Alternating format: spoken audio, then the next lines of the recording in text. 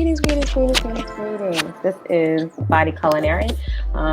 Giving you a shout out from Central America. So hopefully you can hear me because it is rainy season here and the rain is really coming down right now. So just wanted to stop in to give you a quick share just to, run a few things back and forth with you.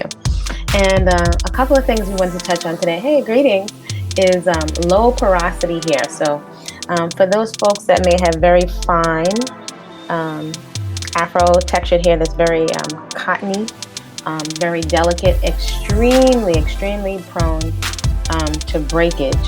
I don't know if you folks have checked out, but YouTube is a wonderful resource for educating yourself and researching, one of many. But if you happen to research the porosity of your hair, it has to do with the hair's ability to take in and hold on to moisture. So I'm educating myself about it because I like to keep things really simple. I know I definitely have hair that can become very much like straw and very prone to breakage. And I'm not one, I like to be very active. I don't like to be bogged down or held down by any kind of makeup or hours at the salon. Not me.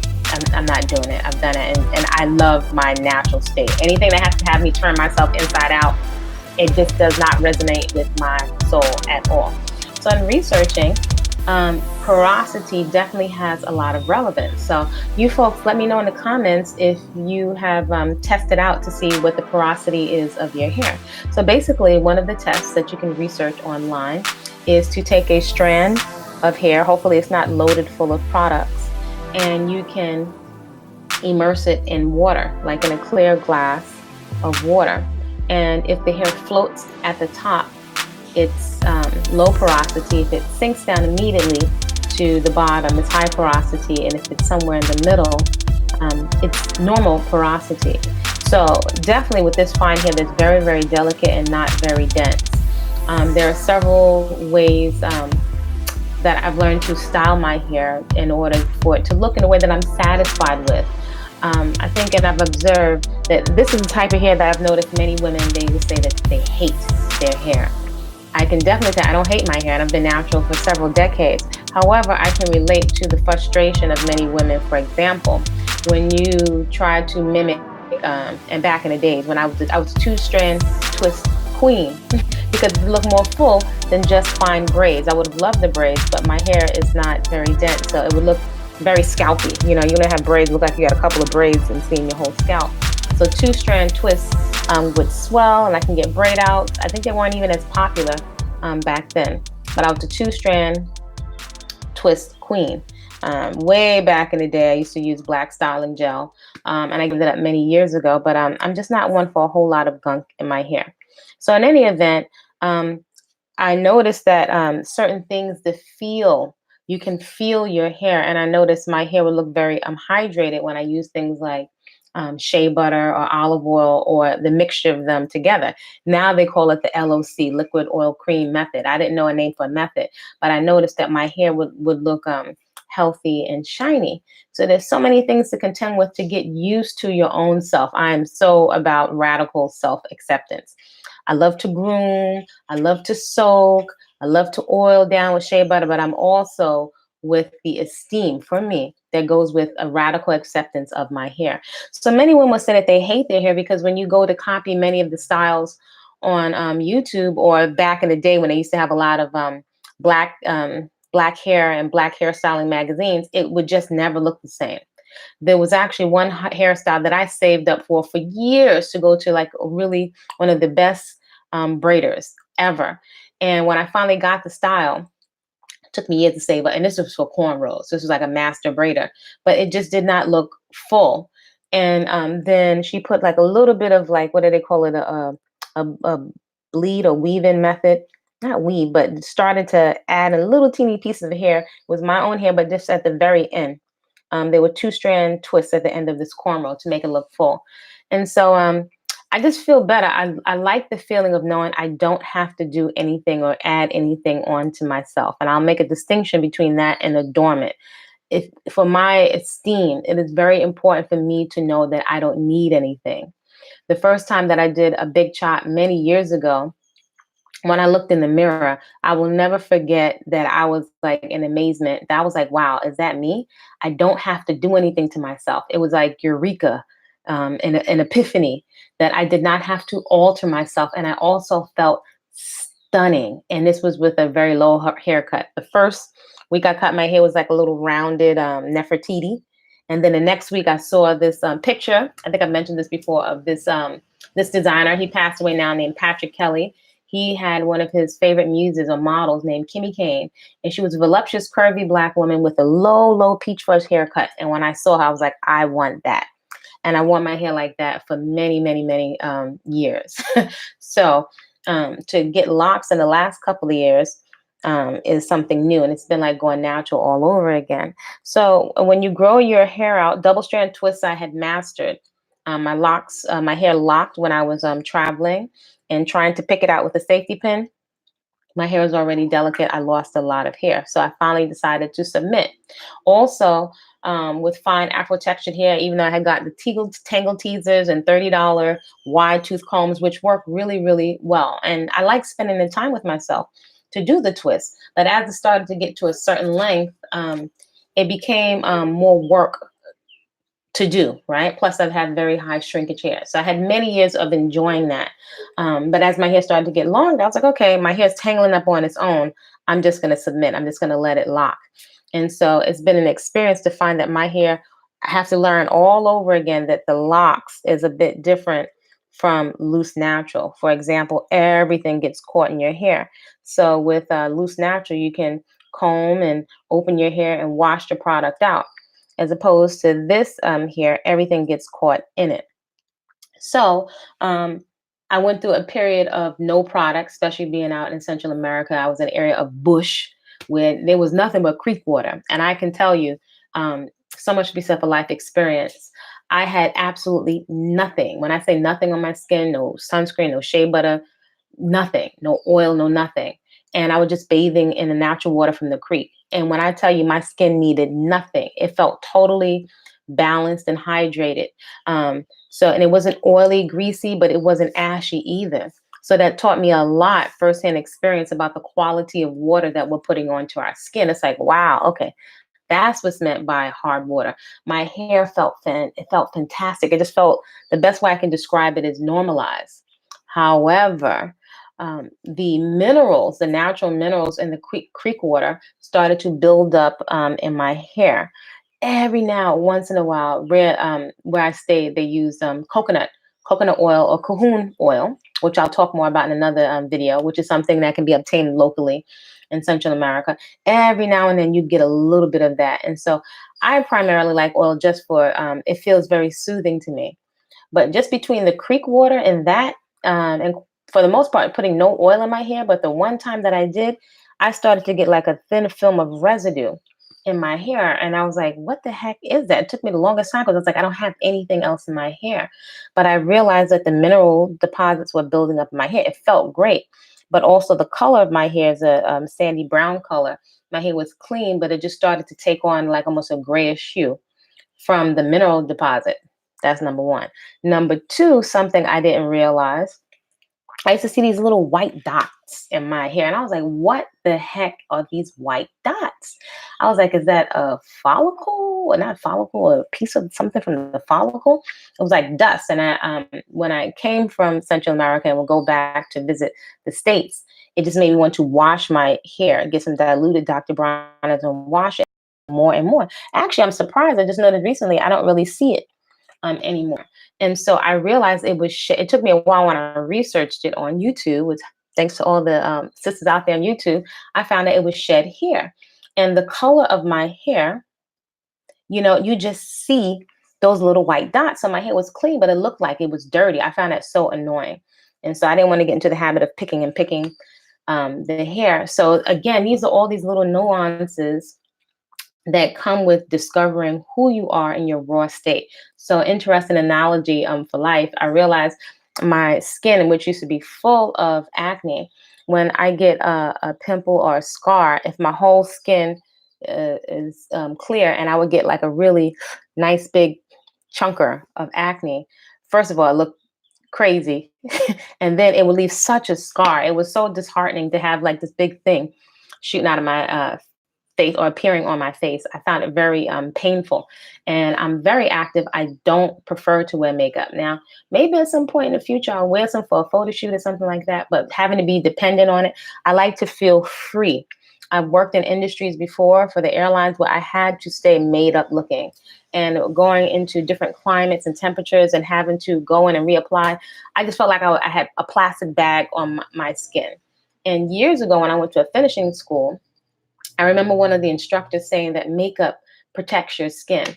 And I know she was older than me and I really respected her, but it just did not resonate with me. It just felt like clogging my skin. So it just does not resonate with me to be constantly piling things onto my skin. My skin is naturally oily, which is a good thing in a sense, but to constantly be piling things on. And then, of course, I would like to think I'm immune to social media, but looking on social media, sometimes I find it, so maybe a little triggering. This triggering.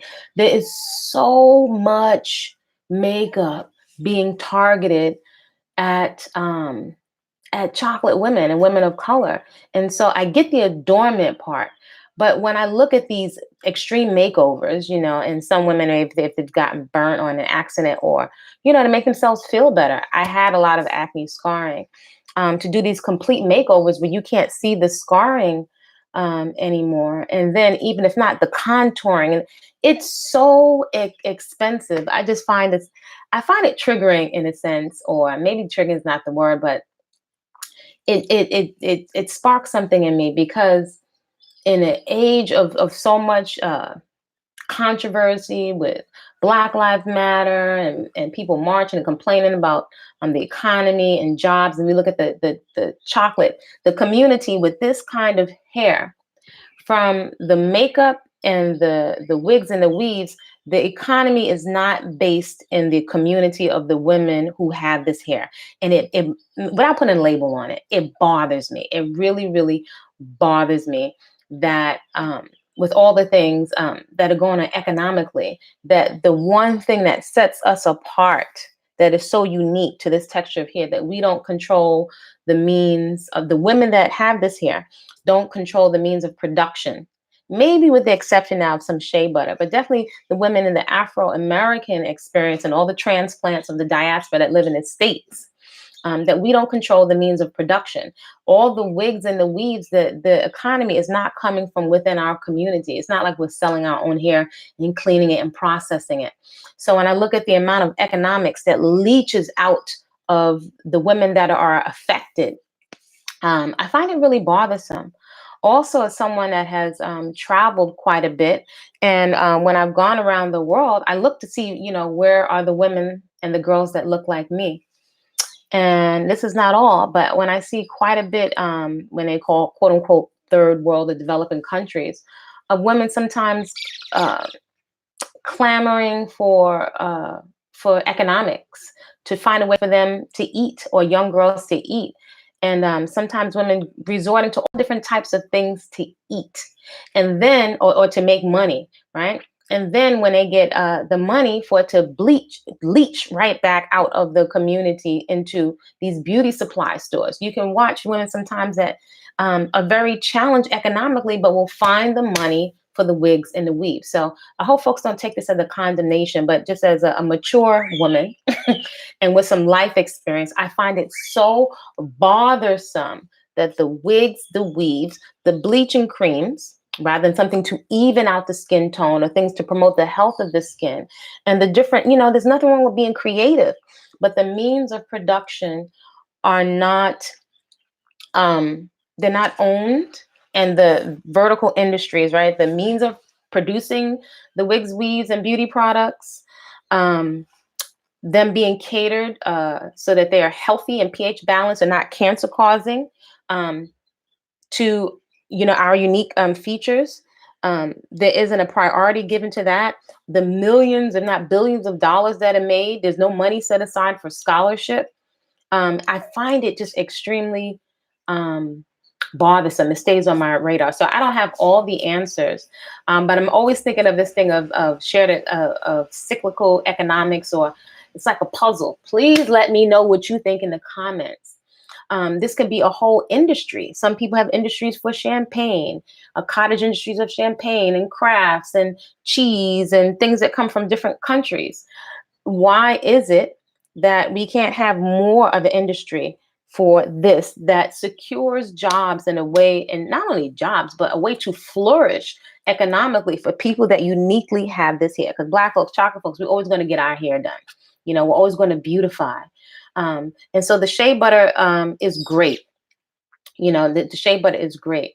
But in terms of this hair coming up with solutions, this maybe we could be producing more. And I do want to acknowledge there are much, much, much more industries popping up. I would say Afro cottage industries of shea butter products, hair products, and that's great. But I think there's so much more opportunity for not only to thrive, not only to merely make a couple of bucks. And, yes, Target has picked up Shea Moisture and so on, but I think there's so much more room for Black women to flourish and really to upgrade off of, the whole concept of Madam C.J. Walker. She came up with a perm, but with the technology. I mean, there's the channel, shout out to Green Beauty. Fantastic channel. And I found another channel called Natural Risotto that also is catering to fine hair. And there's so much I figured out in almost 30 years on my own. And I'm still learning after all of this time. So the low porosity hair is hair where the moisture sits on top. So interesting, it's not looking straw-like. But if you look at, you might be able to see it in some of my other videos. And keep in mind, I was comfortable.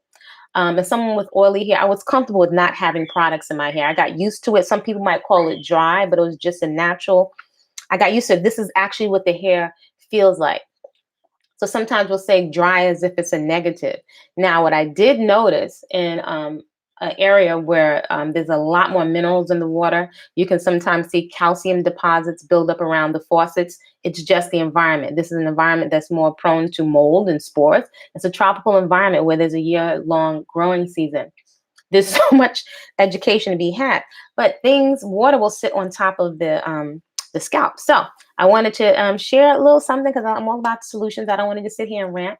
So, and this is a good example of what I'm talking about in terms of industry. Rose water. Is there room for us to be growing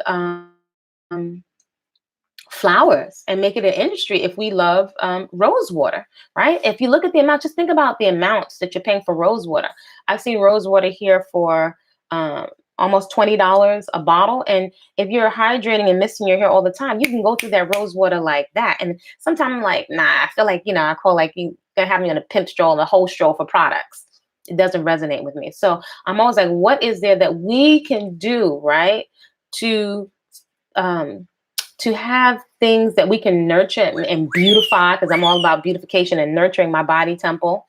But there are things that we creatively can use to foster an economy of Afro beauty, and let it be something that the next generation of women can look forward to. I would love to see millions more braiding salons and hair salons and things that cater to our beautification and also esteem, but where the standard is being set by women with this particular kind of hair, and for it to foster industry. So not everybody has to go the traditional route. Not everybody's going to go the traditional route of education. And so also to just have young women look forward to businesses where they can flourish and think about purchasing land and home ownership. There's that much money being generated around this hair. So that being said, this is another variety of a mist for my hair. And this smells so, oh my God, this smells so delicious. I wish you could smell it. Because you folks may or may not know, I put food on my face and in my hair. So again, with these locs, lots of stuff gets caught inside the hair. But I put food on my face. So I eat, I love to consume fresh, whole living, unprocessed fruits, vegetables, nuts, seeds, sprouted legumes, fresh ground herbs and spices. I love it. Love it, love it, love it, love it, love it, love it, love it, love it. And I used to spend so much at the food co-op that I shopped at in the States. But one day it just hit me. It's like, you're buying food by the case. I would buy food for my family, my little family. by the case. And I'm like, you're putting all these pulps and different things in the garbage. And I'm very, very creative. It's to the point where the food is almost like art for me, or like I'm a scientist. I love a food scientist. I like mixing concoctions and oils and scents. So instead of rose water, I think this is a fantastic alternative, especially being the water is very hard. This is distilled water. This is nature's distilled water. So there's no water from a faucet here. So I'm going to let you in on what this is.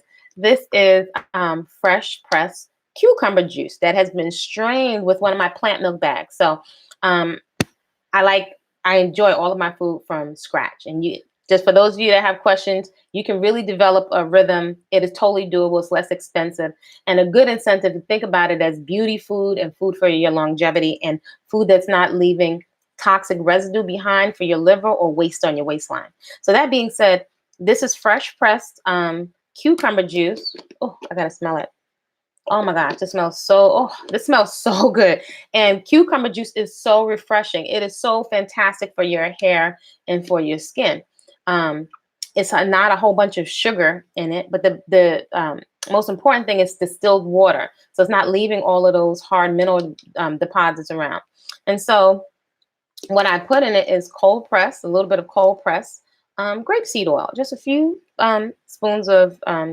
teaspoons of cold pressed grapeseed oil, and a couple of a cold pressed essential oil. So I don't have 50 million essential oils like I used to. I really downsized, but sometimes you become a product junkie even with things from the health food store. So this smells so delicious and it's refreshing. So just to draw an example to my hair being low porosity, I'm going to spray a little bit on, and you'll be able to see water usually sits right on top of my hair. It takes a while for it to absorb. So I'll see beads, on it. And so the nice thing, I'll shake this up before I gotta run down in my face, but it's cucumber water, so it's great. And I don't like a whole lot of greasy hair. I do not like oil and grease on my bed linens or all over the place. And again, I'm very cautious as someone that has had acne before. But if you can see, the water sits on top. The liquid sits on top of my hair, right? But it's easy to absorb. So I can just take my hand and put it, kind of massage it in. But it's a nice spritz. And instead of putting a whole bunch of oil in my hair, so my hair stays nice and light, I can spritz it with this. So if you would like me to show you how I made this, just let me know in the comments, and I will make a video of it. But it's so refreshing. Actually, I drank some of the cucumber juice before I put it into this bottle. And that's the thing I like. And some of you may have heard, anything that you can't eat, you really shouldn't be putting it on your skin. But most people think, well, how the heck am I supposed to do that? But cucumber juice is one of the best things for your skin and your hair and your nails. It has natural silica in it, not silicone, right? Which is like a plastic almost, but silica, which really, if you think about the cucumber skin and what makes the cucumber look so much like it's glistening, not wax cucumbers, but where it looks like it's shiny on the outside, that mineral inside of it will make your hair, can contribute to your hair over time, not one glass, but drinking over time can contribute to your hair being more pliable and elastic, and also the elasticity in your skin. So you definitely want to drink that internally, which is super hydrating. And also, I'm this big person that food is medicine. That the cucumber juice is also, it's super hydrating, and it helps you to flush excess water. So if you're retaining a lot of water, an example of over exaggeration would be like edema, when somebody has a severe water retention or you eat a lot of salt.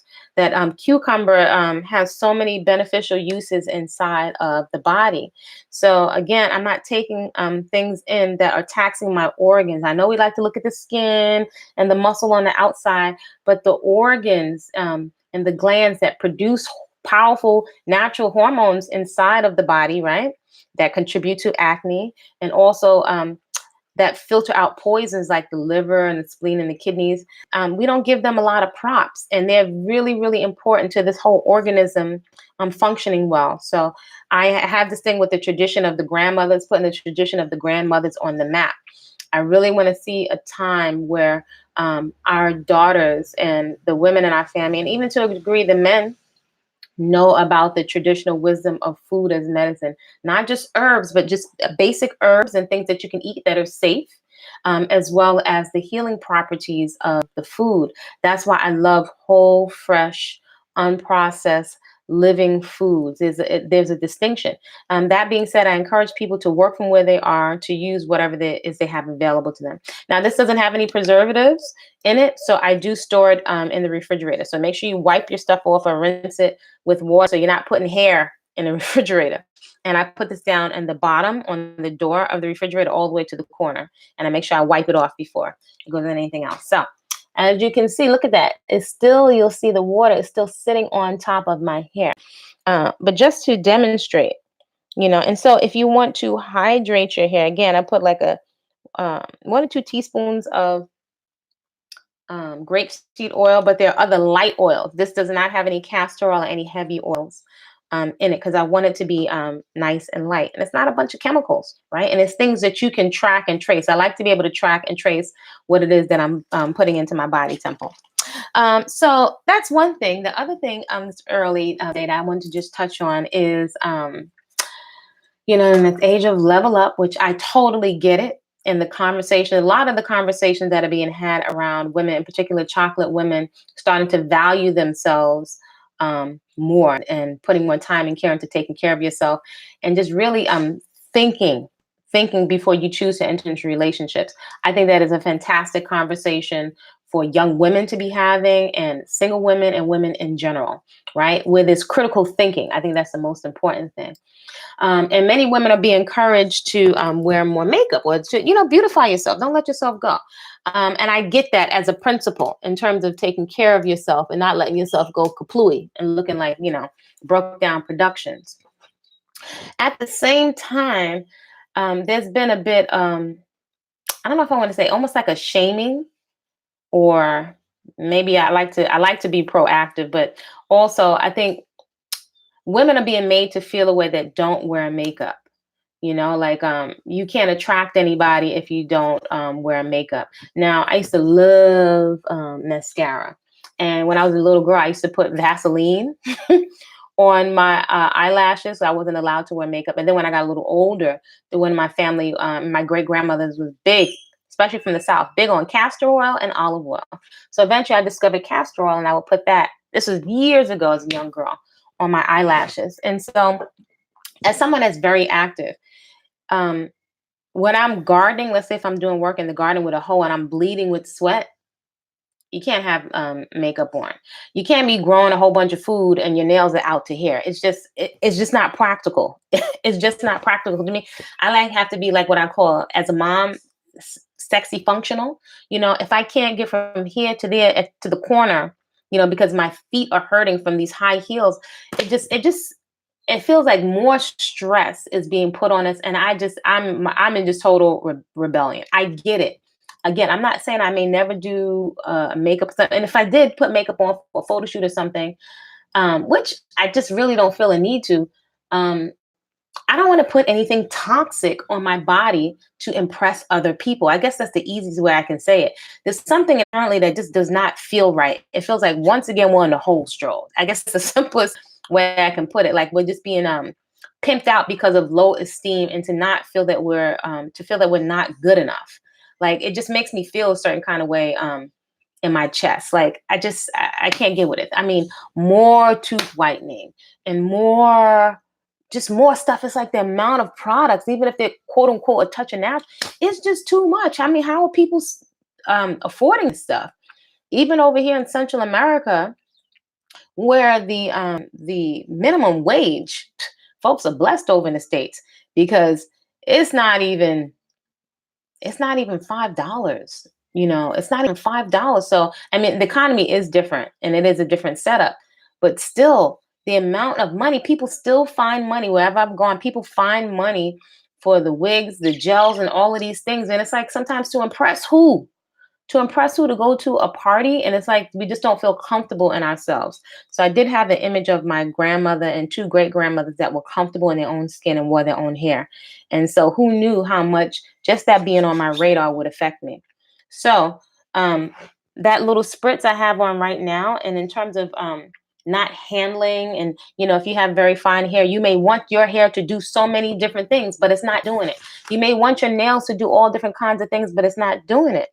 And another way to look at your hair and your skin with all these makeovers, are we using the makeup to complement um, and quote unquote, I know people say enhancement, but I think there's a big difference between an enhancement and like a little accent of some eyeliner. I ain't telling grown folks what to do, but a little eyeliner or playing around here and just a complete cover up where it's like total, like layers and layers and layers of makeup. I mean, when I was coming up, when you got your hair pressed, you were scared to go out in the rain because you spent all that time getting your ears burned, and then only to go out in the rain and the whole press to be gone.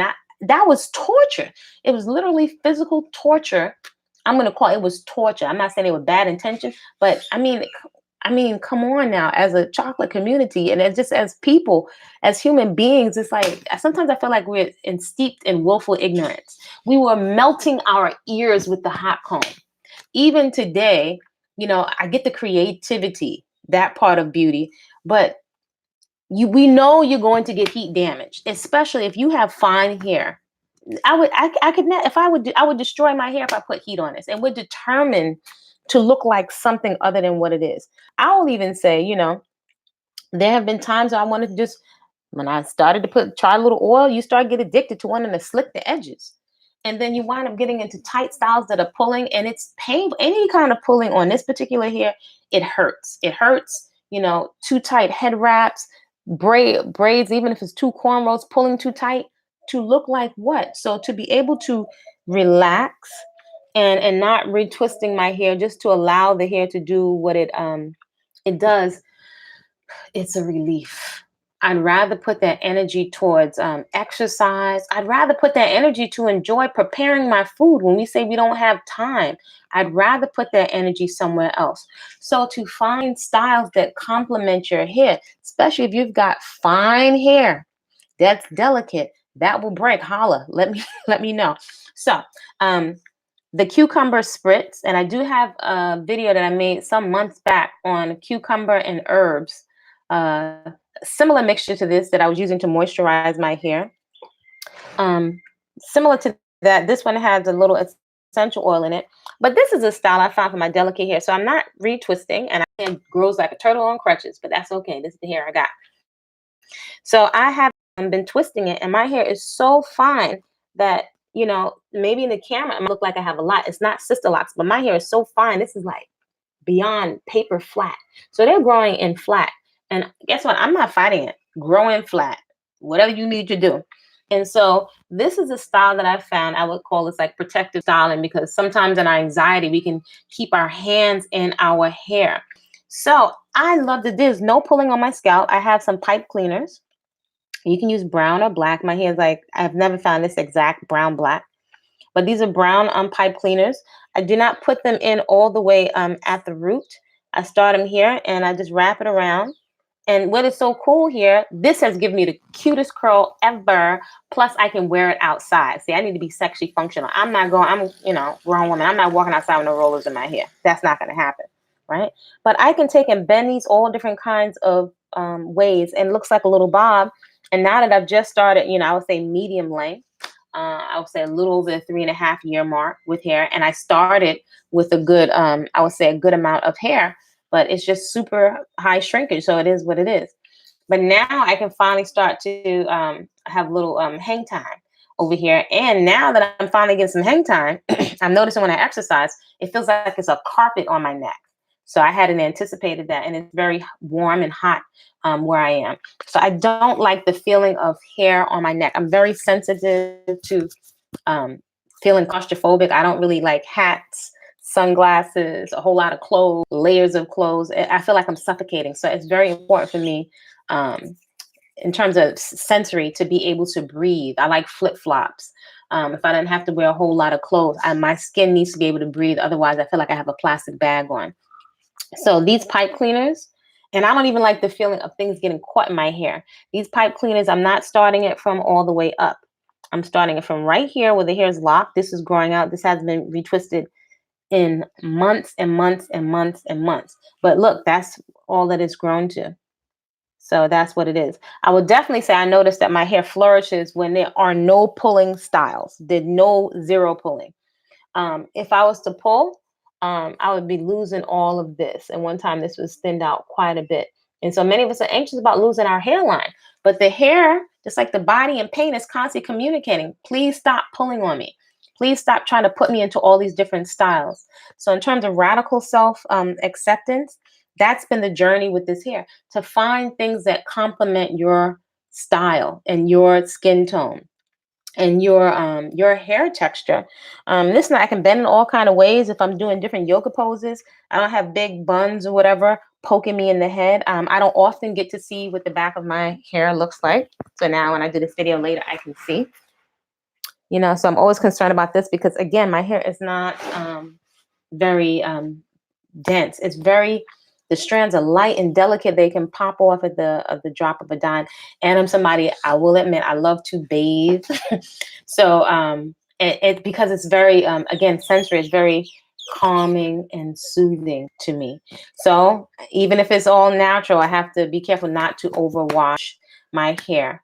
So I will cleanse my hair with teas. I think I did a video on this channel with a really beautiful tea because I'm growing nettles, rosemary. Can't think of what the other one is. Rosemary, thyme. Those are all antibacterial. And I have a huge oregano bush that I grew from seed. So I'll make a tea with that, and I'll wash my hair with the tea and really massage vigorously. Exercise also helps with the circulation, my hair. And shout out, if you can relate that many folks for vanity, many of us have started to, I've been on this lifestyle for a while, but more folks are drawn to exercise and eating healthy for their hair. Whatever works, right? Whatever works. So those are just some things I just wanted to touch on, that I can only share my experience. I like being comfortable with my own skin. I'll share something with you. Back in the day when I used to do fitness competitions, I remember, even as somebody that's chocolate, folks that even chocolate, even tan, so that when you have all the striations of muscle on the stage, that you can see, the sinewy muscle. And I remember thinking, like, this is ridiculous. This is like putting myself in a microwave oven, for validation, because you pay for these competitions, the shows, the lie detector test, the P detector test, to show that you're all natural in the all natural division. The coaches, the suits, all of that stuff, the tanning, all of these things, just so you're competing to win, like a muscle beauty pageant. It costs you more money to compete than to, it costs you money to participate. You're not making money, and it would be a very, very teeny tiny percentage that would get a pro card or that would get offered endorsements. So really, if you're doing those competitions, it's really for your own esteem. But my sister used to joke, that you're going on stage and they're telling you to do crab most muscular or do this pose or that pose. She was like, she reminds of an auction block.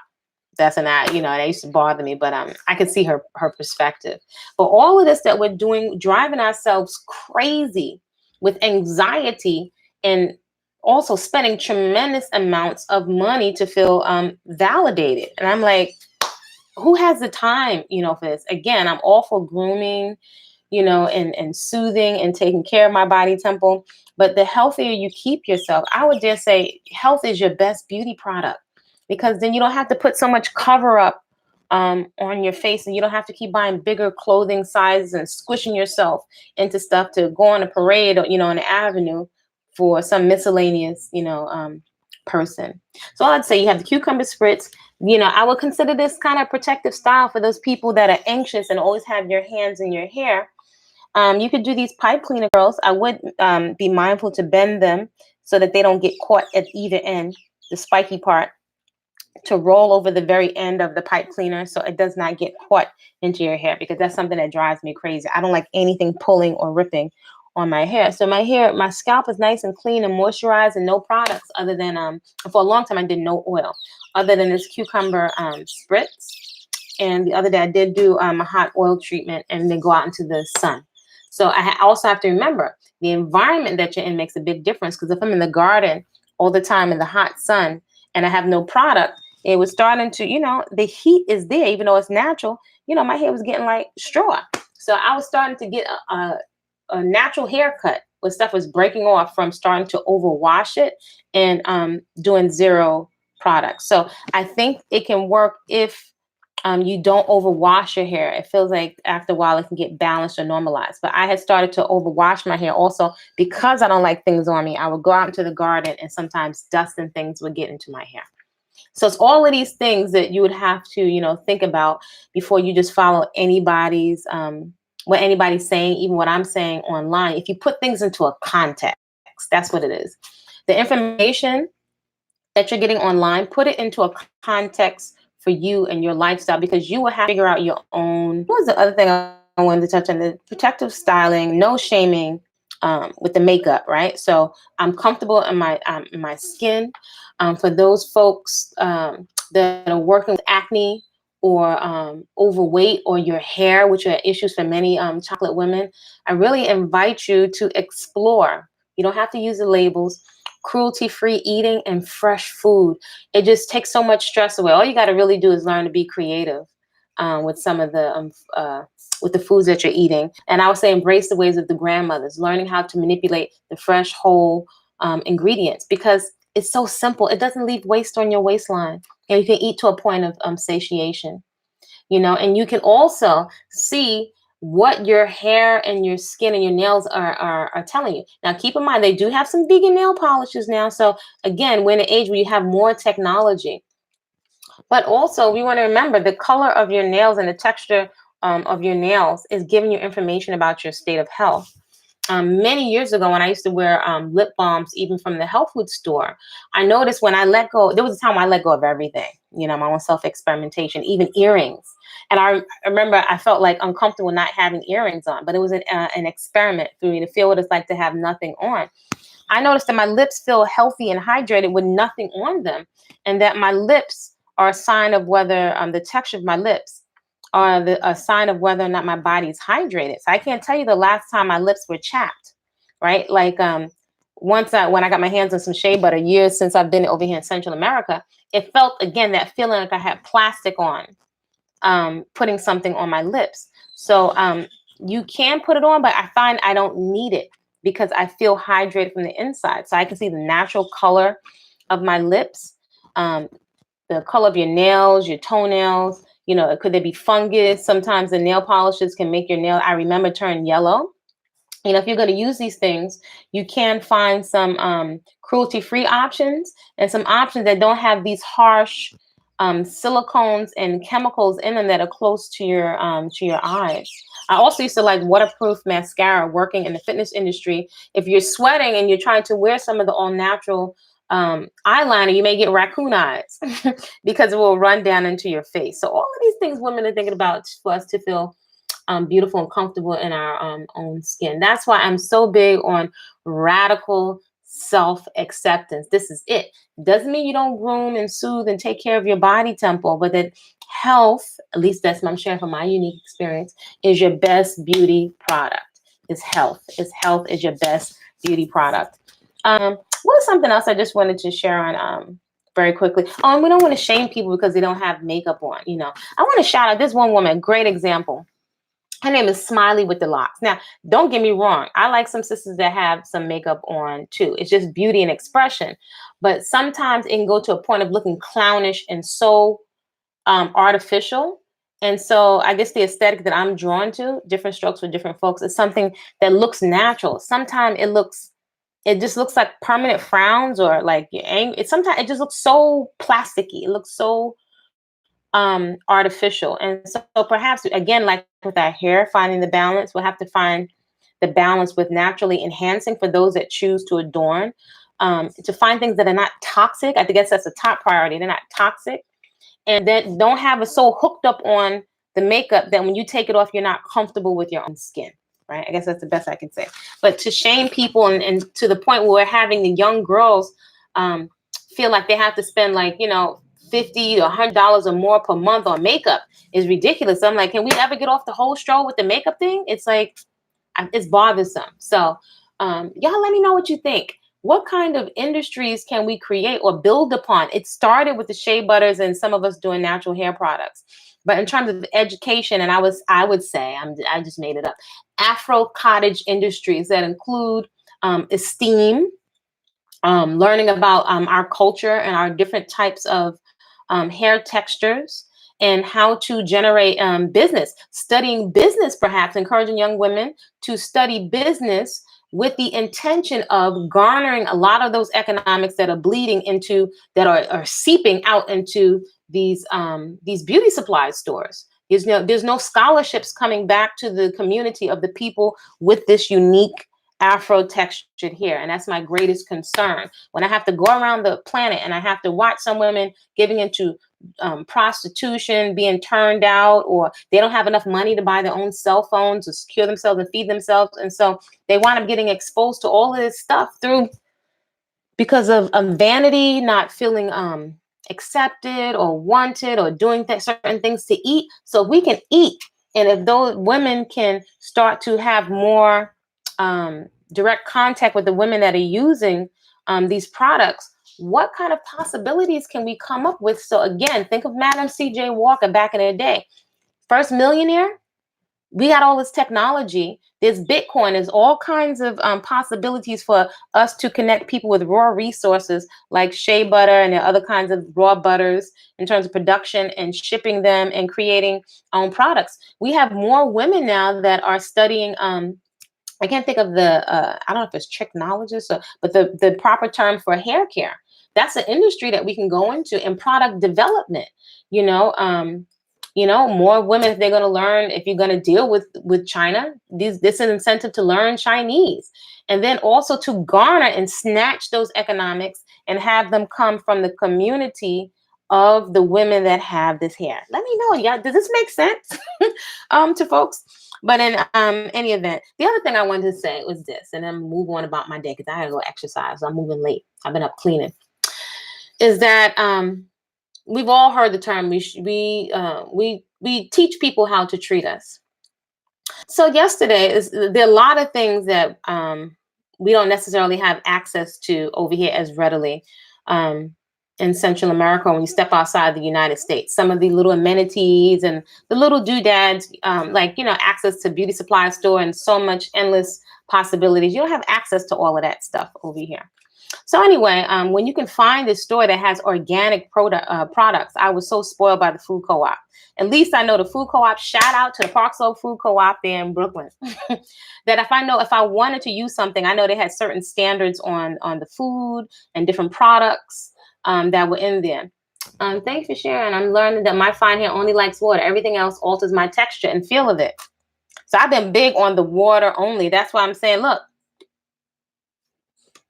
cucumber water. I'm saying next level water because I had the water alkalinizer. Listen, you talking to me, it's all natural. This has been like over 30 something years. So again, I was saying earlier, I don't know if you were on earlier, but with all the money we're spending on rose water, $20 a bottle, again, we're teaching the young women to go outside to a beauty supply store, and we're not using our creativity. We throw the word queen around all the time, but queen and king means responsibility. And one of the things that's real, economics is real. And this is a big source.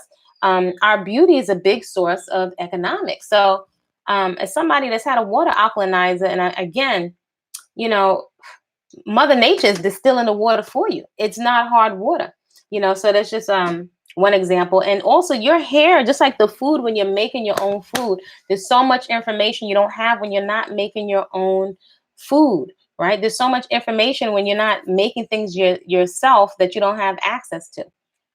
But anyway, I digress. I don't want to lose this point. So there was a place that opened up in this particular area of Central America. And I'm thinking, I've been watching it when I ride my bicycle, on the highway. I've been watching this big warehouse go up, and I see some other smaller shops, not that many stores. But so when you find something, if you were to find a Dr. Bronner's Castile soap, you're doing good. But you might pay $30-something for a little bottle, or some organic cider vinegar. You're going to be searching high and wide. And it's going to cost you 4 arms and a leg, for that stuff. Quite often, many people will have stuff brought in from the States. And if you want to bring things in from the States, the duty on it is crazy. astronomical. So you'll wind up paying more on the duty when you go to pick it up than the actual item. But anyway, I'm watching this new place go up, and it looks like a massive warehouse. And I'm thinking like, wow, I can't wait till that opens, because I'm sure they're gonna have like, some organic products in there, or I might find a better deal on some organic cider vinegar, or maybe I'll have some bulk nuts and seeds, that are raw, or something. Or I just thought it would be some better quality stuff. And so yesterday, I rode my bicycle over there to see, what they got in it. What's the tea? What they got? I'm one of the people, when I get to a new area, neighborhood, country, I hit the markets, and I usually get on my bicycle. I walk a lot to see what are the resources that are available to me. And when I went into the store, I'm going to tell you, I was so bothered. I had to call my sister. I had to call my best sister friend. I was so irritated and annoyed, and as I was walking, I was like, what is bothering me so much? That store had just junk. And over here, I have found in Central America quite often, let's say, for example, plungers or things you find at the hardware store, the discount store.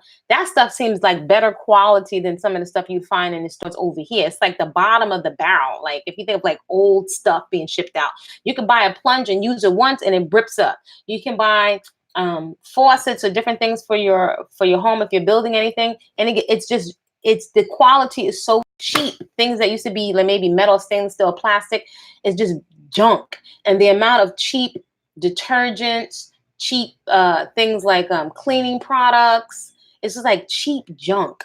And there's so many of these stores where you're gonna pay top dollar for some of these, and you don't have really a bunch of options. Shout out to making your own stuff, because I will make, for years, you putting the fruit and vegetables on your skin goes a long way. But in any event, when I look at the demographic here that they serve to, because it's a different group of people that opened up that are not indigenous to the area, that opened up this massive warehouse. And there are a couple of groups that are not indigenous here that kind of like with the beauty supply stores have, I won't say a monopoly, but they have a stronghold in terms of bringing those kind of products in. And I just found it so irritating and annoying and angering that they would, well, maybe angry is a strong word, but I was just really irritated and heated that they opened another warehouse, a warehouse with now more room to shop with the same low quality junk. I didn't see anything new in that store. Nothing. I was hoping to find maybe some organic seaweed or something. They did the quality. It was just junk like this. A bigger store. I was like, wow, they opened a massive warehouse for more junk. It to me, it showed a disconnect from the folks. But then I got to remember, if the people locally are not asking, or if the people, anytime you open a store, you have to look at, and you got to put money into building the store and paying the laborers, you got to do some kind of demographic study. So if the people there don't have a demand for those products, then they're not going to open it. And we could be angry all we want. And, when I shared this with my sister, she confirmed what I thought. She said, that's on us. I use natural aloe to cleanse my scalp. Yeah, I got it grown in the yard. It felt really nice and fresh, but then stiff and compacted it. I strongly disliked it, so back to water, hoping to reverse the feel. Well, interesting. You can make a gel or you can make a water with the aloe. So there's a lot to be said for the different ways you handle the product. It's all in the little nuances, but I hear you, because I've done so many things. One of my principles is take one ingredient, one fresh food ingredient, and see if I can do at least 10 different things with it.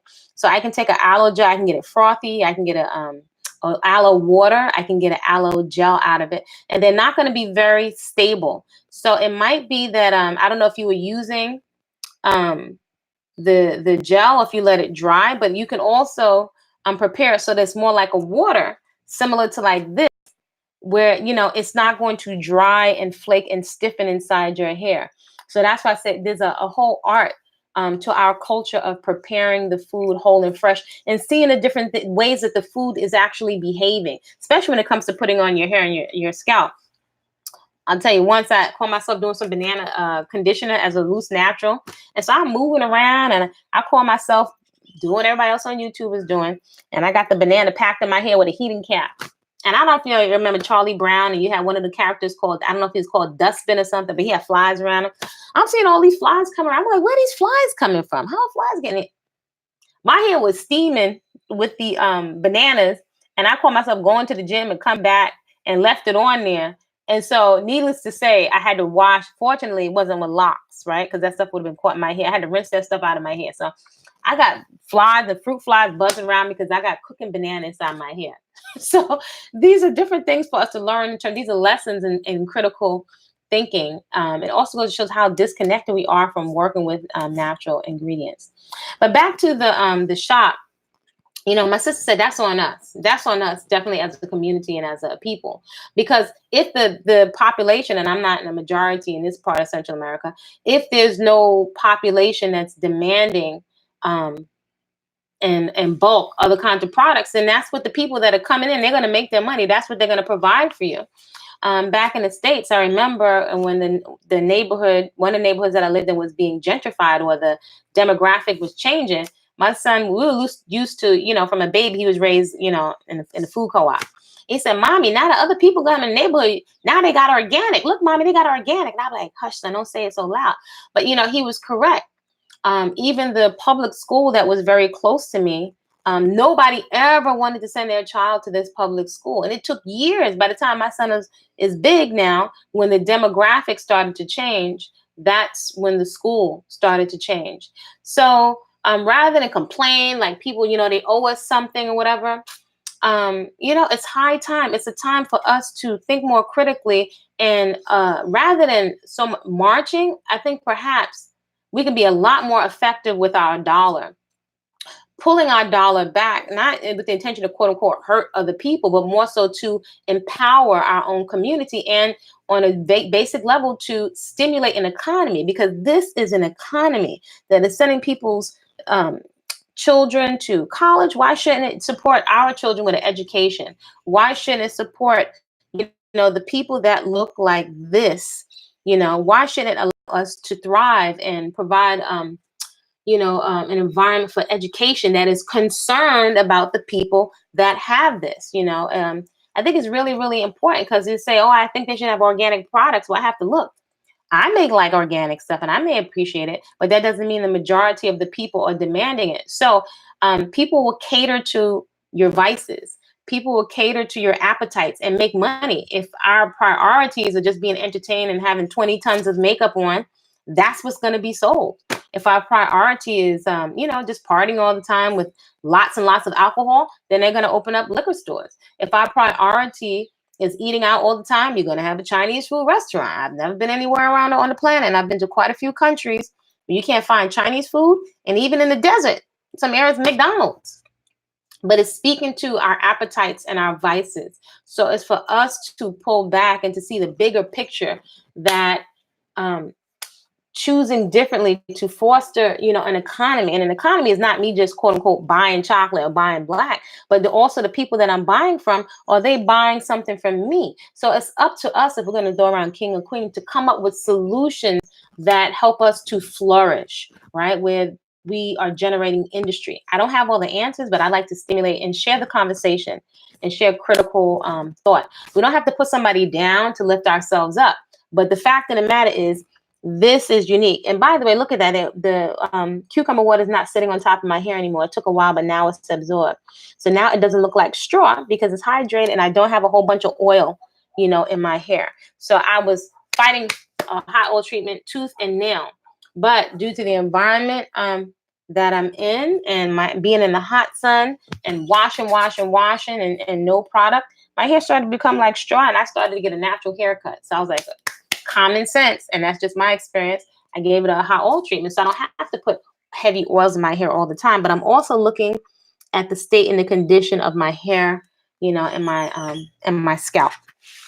So those are the things I wanted to touch on today, in terms of this fine Afro textured hair and the natural beauty, and most of all, radical self acceptance. You know, radical self acceptance and natural beauty does not mean, you know, that you're a cheap date because you like to eat healthy food. It can mean that you want to do something, you know, else with your time, creative. But it's up to us to say, well, what would we like to see? And what are we willing to spend our money on? And are we willing to refrain from spending our money here because We want a certain quality. Only we can raise the standard. Again, if I think of the model of the food co-op in the States, and I've seen um, several chocolate folks make attempts to start food co-ops. The food co-op, and I still freeze my membership for the one that I'm a member of in the States.